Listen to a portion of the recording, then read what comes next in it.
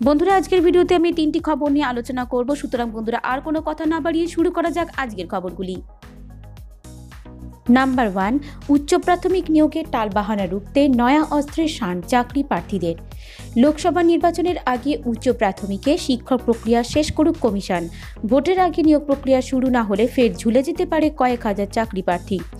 দ্রুত শিক্ষক নিয়োগের দাবি ও কমিশনের ঢিলেমির বিরুদ্ধে ঠিক কী ভাবছেন চাকরি প্রার্থীদের একাংশ? সোশ্যাল মিডিয়া জনমত সমীক্ষায় উঠে এলো চাঞ্চল্যকর তথ্য।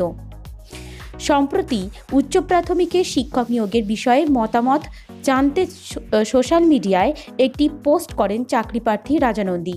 পোস্টে জানানো হয়, এখনো পর্যন্ত খবর লোকসভা ভোটের আগেই আপারে নিয়োগ শেষ হবে। যদি আপার নিয়োগ সরকার টালবাহানা করে, আপনি কি করতে চান? এই প্রশ্নে বিকল্প তিনটি মতামত জানতে চাওয়া হয়।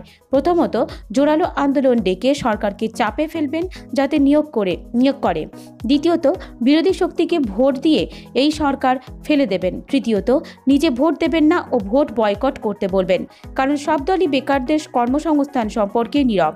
এদিনের এই মতামত সমীক্ষায় দেখা যায়, কমিশনের ওপর চাপ বাড়াতে জোরালো আন্দোলনে নামার ইচ্ছা প্রকাশ করেন 564 জন চাকরি প্রার্থী। দ্বিতীয় মতে 230 জন সমর্থন জানান। তৃতীয় মতে ভোট দেন মাত্র 50 জন চাকরি প্রার্থী। ফলে নয়া এই সমীক্ষা থেকেই স্পষ্ট, উচ্চ প্রাথমিক নিয়োগে টালবাহানা হলে কোনোভাবেই ছেড়ে কথা বলেন না চাকরি প্রার্থীরা। তবে সব কিছু ঠিকঠাক থাকলে আগামী সপ্তাহের শেষের দিকে উচ্চ প্রাথমিকে শিক্ষক নিয়োগে বিজ্ঞপ্তি জারি করতে চলেছে কমিশন। আগামী অর্থবর্ষের আগেই নিয়োগ প্রক্রিয়া নিষ্পত্তি হতে পারে বলে কমিশন সূত্রে খবর। কমিশনের নয়া সিদ্ধান্ত কার্যকর হলে একলপ্তে কপাল খুলতে পারে অন্তত 17,000 চাকরি প্রার্থীর। ঠিক কী পদক্ষেপ নিতে চলেছে কমিশন? জানা গিয়েছে, নবম দশমের কাউন্সেলিং প্রক্রিয়ার মাঝে উচ্চ প্রাথমিকে ভেরিফিকেশন শুরু হতে পারে। মার্চ মাসের প্রথম সপ্তাহ থেকে শুরু হবে ইন্টারভিউ প্রক্রিয়া। নোটিশ দেওয়ার এক সপ্তাহ থেকে দিন দশেক পর থেকে ইন্টারভিউ শুরু হওয়ার সম্ভাবনা রয়েছে। মনে করা হচ্ছে, আগামী অর্থবর্ষ থেকে নতুন চাকরিতে যোগ দিতে পারবেন সফল চাকরি প্রার্থীরা। জানা গিয়েছে, প্রথম ধাপে কমপক্ষে 17,000 চাকরি প্রার্থীকে ডাকতে পারে কমিশন। জানুয়ারির মধ্যে ভেরিফিকেশনের পর্ব শেষ করার পরিকল্পনা করেছে কমিশন। শিক্ষক নিয়োগের বিষয়ে চূড়ান্ত সিদ্ধান্ত নিতে সোমবার গুরুত্বপূর্ণ বৈঠক করছে কমিশন।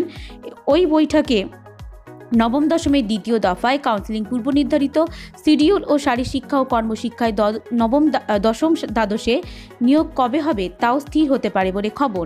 অন্যদিকে নবম দশমের শিক্ষক নিয়োগে তোড়জোড় শুরু করেছে শিক্ষা দপ্তর। বিজ্ঞপ্তি জারি করে আগামী সপ্তাহ থেকে নিয়োগপত্র দেওয়া হবে বলেও কমিশনের তরফে জানানো হয়েছে। 6,238 জনকে নিয়োগপত্র দেওয়া হবে বলে শুক্রবার বিকালে নির্দেশিকা জারি করল মধ্যশিক্ষা পর্ষদ।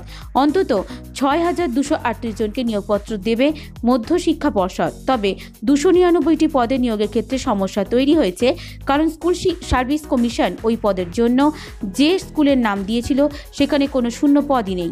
এই 299টি নিয়োগের জন্য স্কুলে শূন্যপদ খোঁজার কাজ চলছে। শূন্যপদের সমস্যা থাকা প্রার্থীদেরও ডাকা হবে বলে জানা গিয়েছে। নাম্বার 2, বেকারত্বের নিরিখে ফের দেশের শীর্ষে বাংলা। রিপোর্ট কেন্দ্রের। স্কুলেই যাননি অথচ চাকরি খোঁজার নিরিখে শীর্ষে রাজ্য। স্কুলের গণ্ডি না পেরোলেও চাকরি চেষ্টা করেছেন এমন যুবক যুবতীর সংখ্যা এ রাজ্যে 33,337। কেন্দ্রীয় সরকারের শ্রম মন্ত্রকের ন্যাশনাল কেরিয়ার সার্ভিসের রিপোর্টে মিলেছে এই তথ্যে বলছে, সারা দেশে স্কুলে না যাওয়া কর্মপ্রার্থী 50.07% এই রাজ্যে। রিপোর্ট অনুযায়ী গত আর্থিক বছরে স্কুল না গিয়েও গোটা দেশে যারা চাকরির জন্য নাম লিখিয়েছেন তাদের সংখ্যা 66,582 জন। নবম থেকে দ্বাদশ শ্রেণী পর্যন্ত পড়াশোনা করে চাকরির জন্য নিজেদের নাম কোনো না কোনো কর্মসংস্থান সংক্রান্ত পোর্টালে নাম লিখিয়েছেন তার সংখ্যাও কম নয়। রাজ্যের নবম শ্রেণী পাশ করা প্রার্থীদের সংখ্যা 1,38,864। গোটা দেশে সেই সংখ্যা 17,29,905 জন। রাজ্যের দশম শ্রেণী পাশ করে নাম নথিভুক্ত করেছেন রাজ্যের 34,073 জন। গোটা দেশের নিরিখে তার 9.80%। আবার একাদশ শ্রেণী পাশ করে চাকরি খুঁজেছেন এমন প্রার্থীর সংখ্যা 1,878 জন। দেশের নিরিখে তার 29.84%। তাৎপর্যপূর্ণ বিষয় হল, 2016 থেকে 17 সালে রাজ্য স্তরে স্কুলে না গিয়ে চাকরি খুঁজেছেন এমন প্রার্থীর সংখ্যা অনেকটাই কম ছিল। সেই বছর মাত্র 2.26% প্রার্থী এই বিভাগে ছিল, কিন্তু এক বছরে সেই সংখ্যা 1 লাফে 48% বেড়ে যাওয়ায় স্বভাবতই উদ্বেগ বেড়েছে। চাকরির সংখ্যাতেও খুব একটা স্বস্তির চিত্র নেই। বাংলায় শতাংশের নিরিখে চাকরি করছেন না 11.59%, কিন্তু চাকরি করছেন মাত্র 1.15%।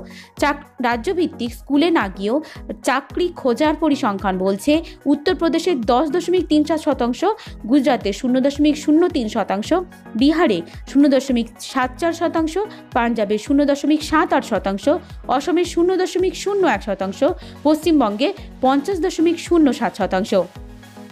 নাম্বার 3, আরও 8,000 কর্মী নিয়োগ করতে চলেছে রাজ্য সরকার। ভোটের মুখে 8,000-এর বেশি কর্মী নিয়োগ করতে চলেছে রাজ্য স্বাস্থ্য দপ্তর। এর মধ্যে বিশেষজ্ঞ চিকিৎসক ও medical officer, nurse, laboratory technician, physiotherapist, Ayurvedic medical officer, Ayurvedic drug inspector, deputy super প্রমুখ অজস্র ক্যাডারের কর্মী আছেন। এই প্রথমবার রাজ্য স্বাস্থ্য দপ্তর নিয়োগ করতে চলেছে পুরুষ নার্স। মোট নার্স নিয়োগ হতে চলেছে 5,700-র কিছু বেশি। এছাড়াও 1,247 জন বিশেষজ্ঞ চিকিৎসক রয়েছেন সেই তালিকায়।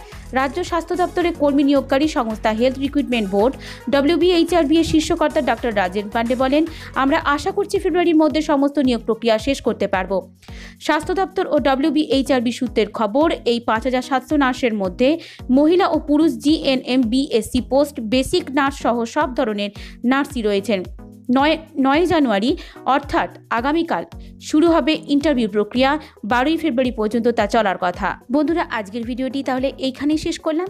এরকমই অনেক খবর একসঙ্গে আমাদের চ্যানেলে পাওয়ার জন্য অবশ্যই আমাদের চ্যানেলকে সাবস্ক্রাইব করুন এবং তার সঙ্গে সবার আগে নোটিফিকেশন পাওয়ার জন্য সাবস্ক্রাইব বাটনের পাশে থাকা বেল আইকনটিও ক্লিক করে রাখুন। তো ভালো থাকবেন বন্ধুরা, ধন্যবাদ।